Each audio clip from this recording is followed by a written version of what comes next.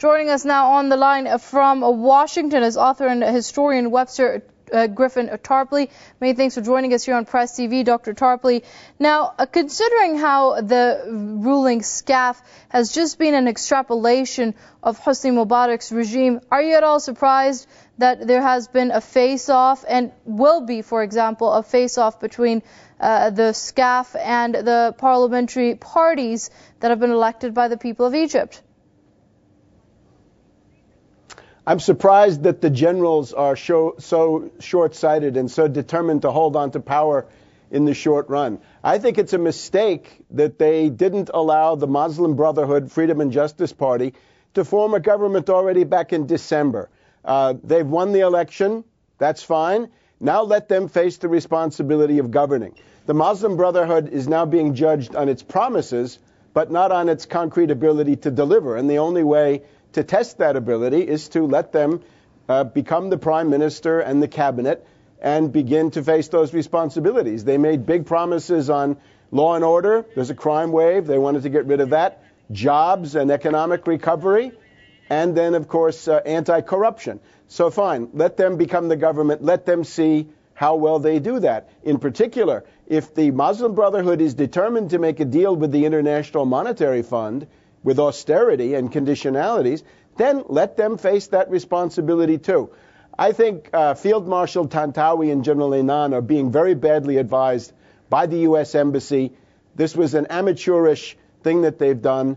If the Muslim Brotherhood had been actually facing the responsibilities of governing for the past 3 or 4 months, then people would have a more realistic basis for their vote in the presidential election, and they would also perhaps think that the Constitution could wait a while until you can see what these different parties are actually worth in practice, as distinct from promises.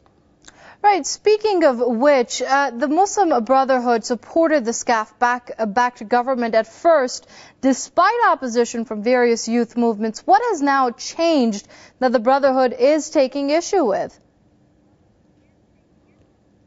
Well, it might be that the Muslim Brotherhood, Freedom and Justice Party would like to control the conditions under which the presidential election will take place in just a little bit less than 2 months. And again, I think that would be unfortunate if they look at it that way. Under democracy, you want to have a fair election. Above all, you should not try to have a partisan constitution. And you shouldn't simply make your constitution a kind of abreaction to what you've just been through. If you found that Mubarak was a tyrant, which of course he was, then you might say, well, we need a very weak executive. I think that's a mistake. We had that problem here in the United States. Other countries have gone through it too. You need to have a kind of constitution for all seasons. And again, I think realistic thinking on all sides would be well served if the Muslim Brotherhood now gets the prime ministership and grapples with the real world, not in the world of promises, but actually delivering the results that they've pledged to do. But Dr. Tarpley, with so much still left to be achieved in Egypt, do you think that there is enough political will amongst not just the people but also these politicians to see it through now that Mubarak is gone? Well, I think it's important for people to come forward with ideas. And again, the principal question, and I think what underlay the entire overthrow of Mubarak, what made it possible, was economic crisis, that we have a world economic depression. We have extremely high unemployment in Egypt, youth unemployment, rising prices of bread and other staples. And, of course, the International Monetary Fund comes along and says, well, we have the answer for you. Borrow $3 billion now, eventually borrow $10 to $12 billion.